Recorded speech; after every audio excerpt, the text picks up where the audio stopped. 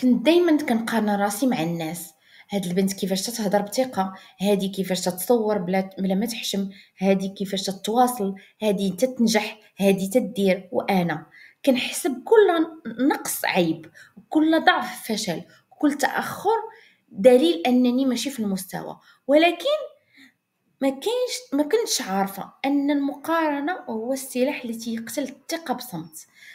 واحد النهار كنت نقلب في التليفون ديالي قديم ولقيت واحد الفيديو كنضحك بصوت عالي وبدون ماسك بدون قناع، وانا نقول في خاطري فين مشات هاد البنت، فين مشات؟ وفي هذيك اللحظة عرفت راسي أنني ما خصنيش نكون في حالهم، خاص راسي يرجع لراسو. هذه هي الخلاصة. ماشي خاصني نكون مثالية، ماشي خاصني نكون قوية، ماشي خاصني نبان، خاصني نرضى بنفسي حتى في اللحظات اللي ما تعجبنيش الحال.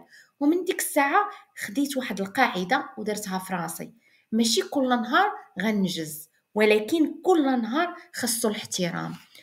واليوم حتى إذا كنت ساكتة، حتى إذا ما هدرتش، حتى إلا بكيت ولا عيرت راسي، تنقول أنا كاينة وبشكلي هذا وكنستاهل نكمل الطريق.